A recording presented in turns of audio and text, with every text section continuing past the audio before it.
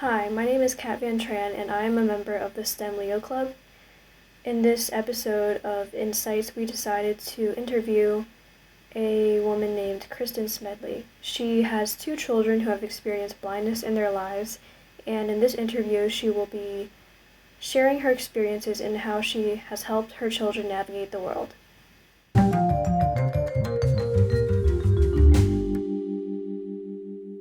We have a bunch of questions for you.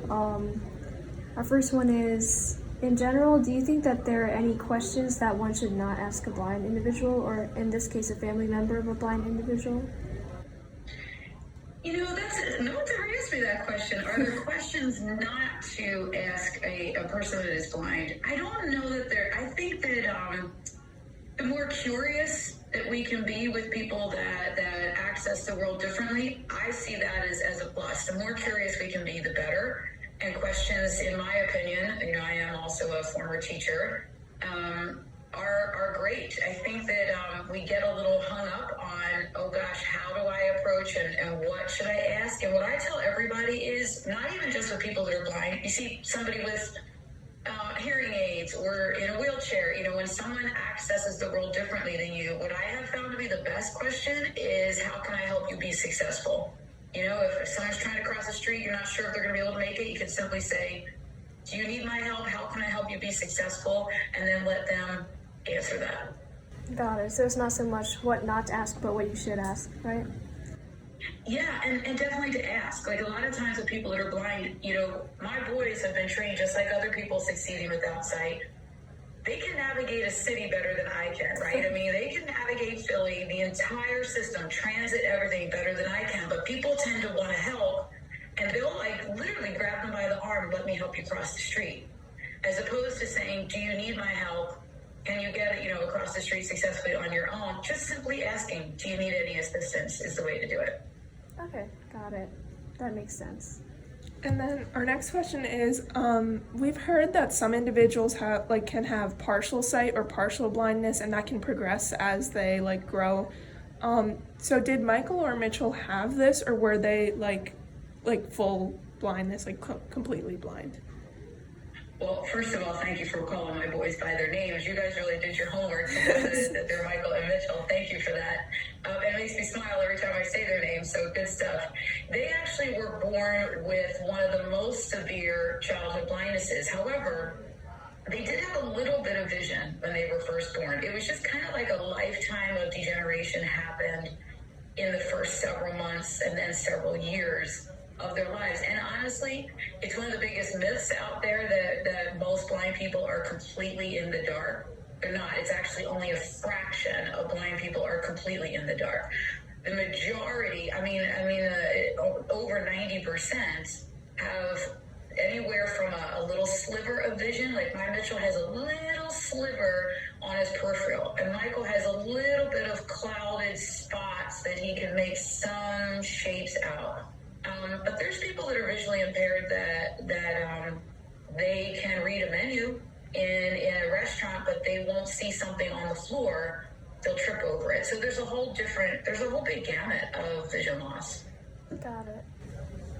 Alrighty, and our next question is, in your TED Talk, you mentioned how when Michael was 3 years old, he was not as significantly affected by his blindness as you were. Would you say that as he grew up and socialized with his friends, he appeared to be more affected by it? Wow, that's an interesting. Well, you guys have good questions. That is so insightful. I would say that it's a journey, right? Like, I found out recently about mountain climbers. You don't just go straight to the top for a mountain climber. You got to go up, come back down to base camp. You got to sometimes go around some things. And I feel like that's how the boys' journey and my journey has been. There were times when most of the time Michael excelled, so did Mitchell, academically. Once we had all the tools of blindness in place, Braille, mobility training, all those things, they excelled. But there were, you look back on your years, right? There were times when it was socially, we could go a whole day talking about middle school, right? Just some of the challenges in middle school were amplified. So many people in middle school where you get so concerned about yourself and where you fit in, and it is so self-centered, that age, that people started kind of going off on their own, and Michael was left out of a lot of things. But I will say this, and that's for everybody that goes through a situation like that, where, you know, you outgrow some friends, or you just become different and have different interests, and sometimes that leaves some of us on the sidelines, right? We don't have that friend group anymore. When I went into a panic when I was watching that happen, and realized that it was a time for Michael to really start exploring other options. What are his other interests? A lot of the sports were falling off because people got very competitive and didn't want to make the changes for accommodations for a blind person anymore. So when his social life started kind of, you know, not being what it used to be, and sports fell by the wayside, he uncovered that he had an incredible music talent and a love for piano and keyboard, and he formed a band and had a new group of friends. And then went on tour all around our town. So I always say to everybody, if you go through something like that, socially, academically, interest, whatever the setback is, look for an opportunity to grow in a different area. And that really did save him. Mitchell was the same way. Mitchell uncovered that he is Mitchell's been talking his whole life. I don't know where he gets it from. But he dove into music in a different way, listening and appreciating different genres. And now he's got a hit radio show at college. So definitely look for other ways to grow when something seems like a setback. That's great. I'm glad they were able to eventually find themselves despite any setbacks that they experienced.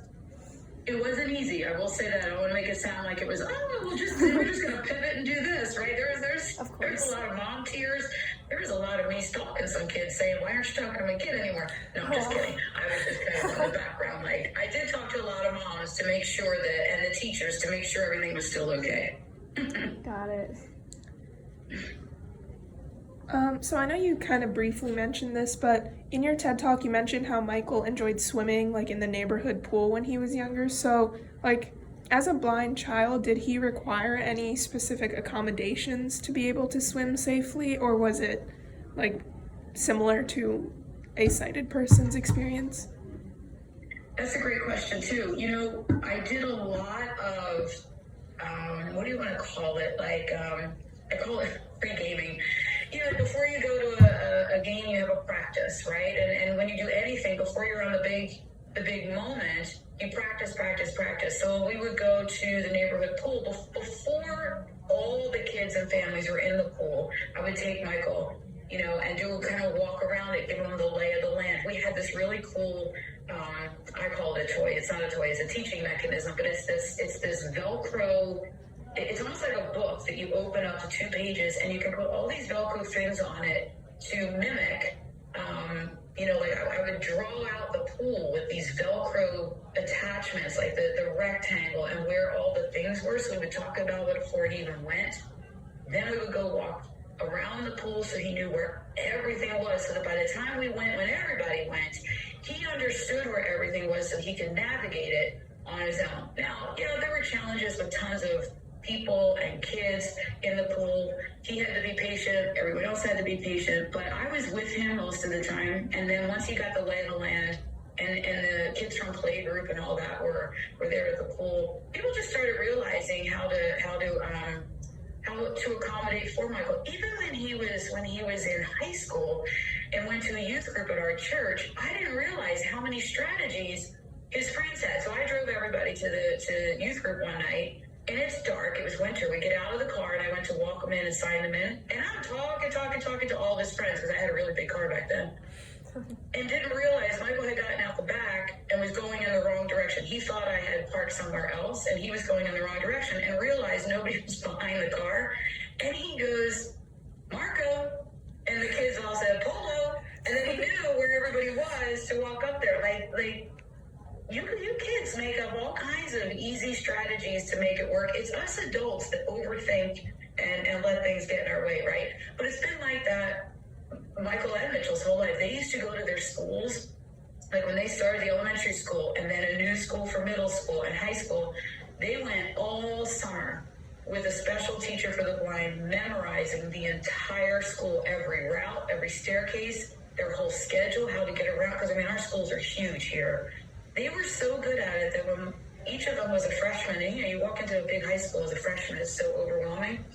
Kids were walking with my guys to feel more comfortable because they knew the school so well. And they would show them all the little back staircases and all. It was a really long-winded answer to say that they have always come up with strategies on their own, and I've done a little bit of assistance on the front end. That's really awesome. I love how he ended up being an expert in something that, like, most people aren't an expert in, and you would think it would be a disadvantage to him that he was, like, blind and he couldn't really, like, visually learn the routes, but he ended up being, like, an expert in the entire, like, system, like the swimming pool as well.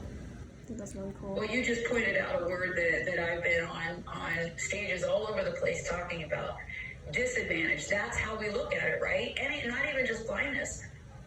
Anything that makes us different or that seems like a challenge to anybody else, we consider that a disadvantage. And I have uncovered over the past several years, there are so many advantages to accessing the world differently. And those are the kinds of things I want people to focus on more. I mean, like, look at someone that has ADHD. The amount of creative brain power that is constantly moving in their brain. You harness that and fine tune that a little bit. They have a creative side that blows the rest of us out of the water, right?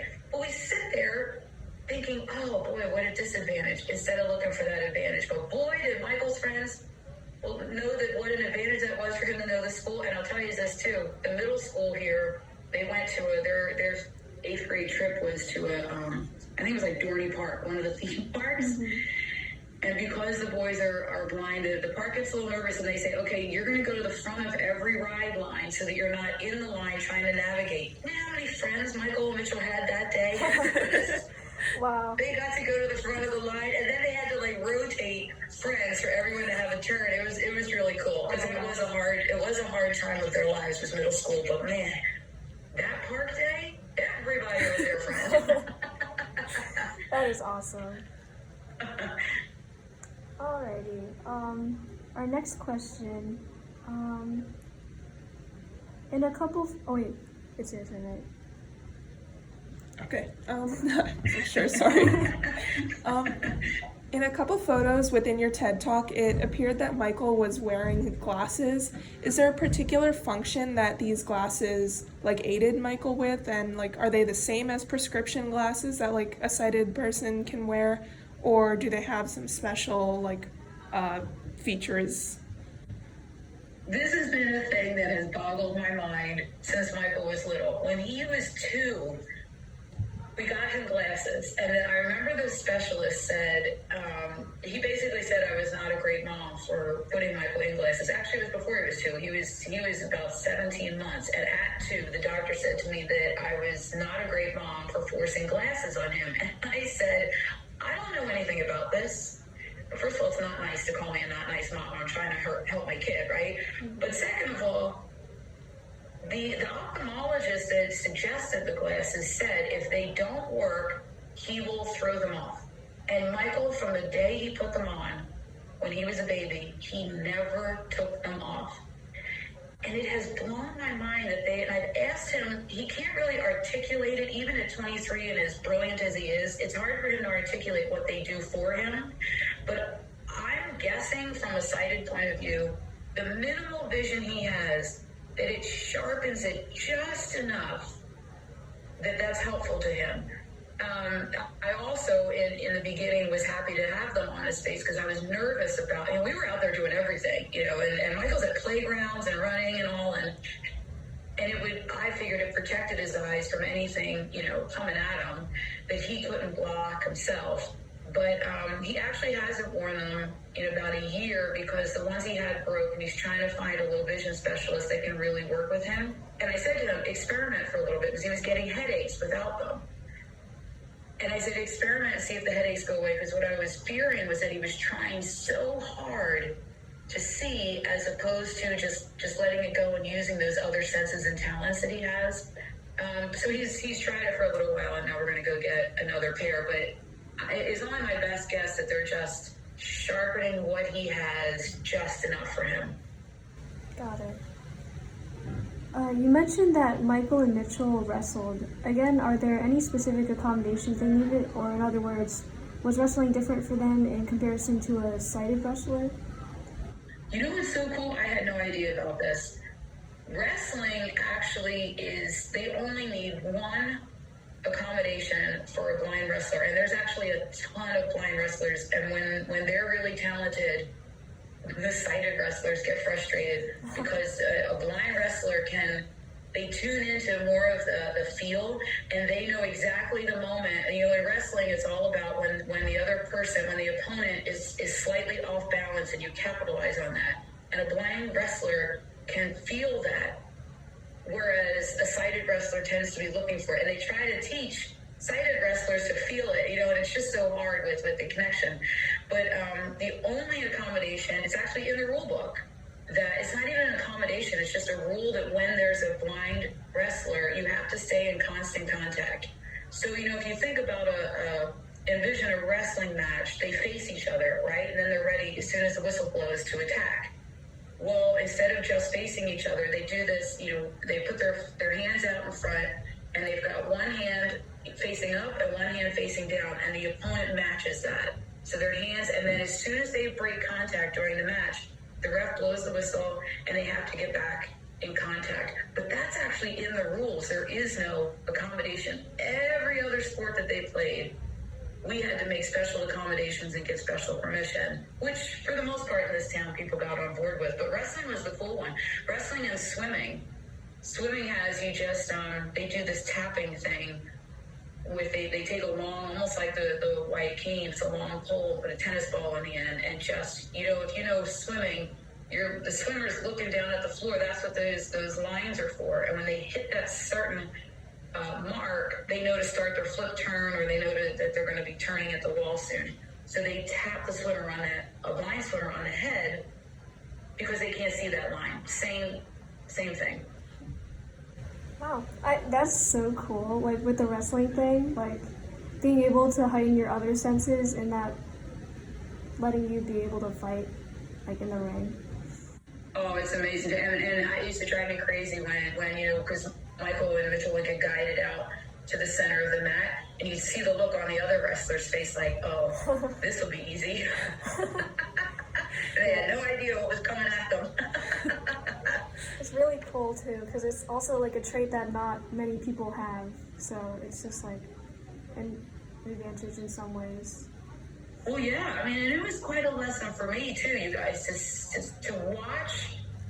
You know, for me, before this, when someone would underestimate me, that would actually like dip my confidence, right? Like, you're gonna underestimate me? Are you kidding me? I must not be good enough. They must be right, is what I would tell myself.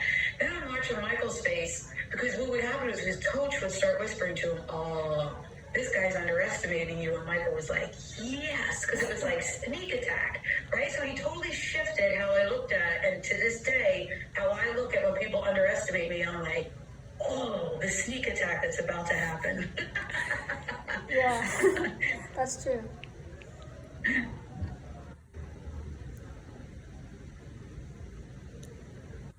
All right, we have another question for you. I know you mentioned you mentioned this in your TED Talk a little bit, but technology has advanced significantly since then. So, have recent developments in technology affected your family's experience with blindness in any ways? Oh my gosh, technology has been absolutely incredible. You know, the iPhones came on the scene, and texting, you know, with them came on the scene when Michael was, I guess, 4th grade. And back then it was like, when people got cell phones as 4th graders, it was like, what is the matter with these parents giving 4th grade? Now it's like, they're born texting. Like, you know, it's like, oh my gosh, they have their bottle and they're texting. Mm-hmm. But when that came on the scene, that actually was one of the biggest helpers, I guess, in terms of socializing, because now, like, you know, I know parents are gonna not like this comment, but who cares? Everyone gets mad when you guys are all sitting and right next to each other or in the same room texting each other, right? And for my guys, I love it, because they don't have to go find anyone. They don't need to know who's in there. The phone reads everything to them, even emojis. It describes what emoji it is, you know, so if you know, someone's rolling their eyes, at someone else. If the emoji is in the text, my guys pick that up, right? They have full access to what's happening socially. And even when, I think the most brilliant thing I saw with a cell phone and texting, group text drive me crazy, you guys. Oh my gosh, because, and some of them, when people are just like, they just put like an emoji in, and then 80 million messages later, and God forbid you're in like a meeting, and then you come out, and oh my God, the group texts are going crazy. But when they went to college, and Michael was the one that started this, and Mitchell learned from him.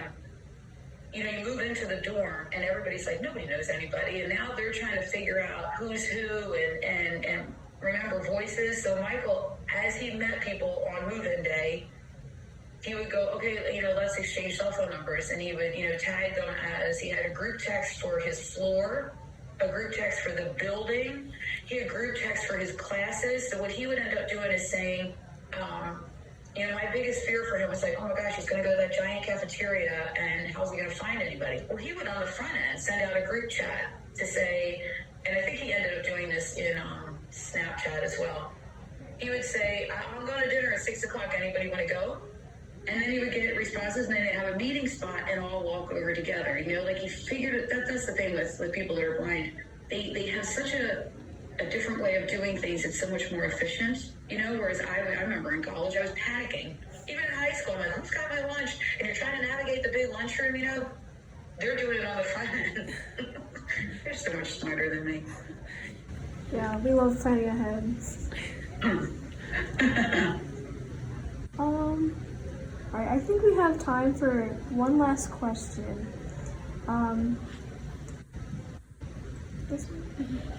Is there anything you wish families or friends of blind individuals knew? This is the work I do in the world to get the message out that and I know it's a tough one to land with, but hear me out for a second. Blindness really isn't a barrier or a burden. It isn't. Blindness just is what it is. It's how we think about it that creates the barriers and the burdens, right? So when people think, like me, you saw my TED Talk. In the beginning, I thought it was so sad and devastating because that's the only information I had from goofy TV shows I had seen that had the story all wrong, right? I carried that bias with me for so long, as does the rest of the world. And you saw from that TED Talk and knowing the stories of Michael and Mitchell, when a blind person has the tools they need, when they have Braille to access literacy and education, when they have a white cane or a guide dog to help them be independent, safely, when they have assistive technology that levels the playing field in school and in work, blindness it's a non-issue, right? As soon as they have the access to the tools. But we tend to think, blindness is so devastating. So what I want people to look at is, like I said before, not even just with blindness, where you see disadvantage, look for advantages. And if typically if there isn't an advantage, or if there isn't growth from that supposed disadvantage, it's because there's something missing. It might be, a person that can't use their legs, the wheelchair is that bridge, the tool to be out in the world, right? Or a blind person that can't access a curriculum because they can't see the print, it's Braille that's the bridge, the tool for the access. So blindness is not the burden, and any disadvantage that you perceive likely isn't the burden. It's how you're looking at it, and then access to the tools you need for that. That's where the good stuff is. Got it. That's a very significant and impactful message. Thank you for meeting up with us today. We really appreciate you coming here and allowing us to interview you for our club. But yeah, I think that's a wrap for today. Thank you for answering all our questions. We really enjoyed all your responses. Oh, well, thanks for having me, and thanks for being interested to spread this message. I appreciate you guys. Yep, thank you. All right, thank you. All right, have a good rest of your day. You You too. as well. Thanks, bye-bye.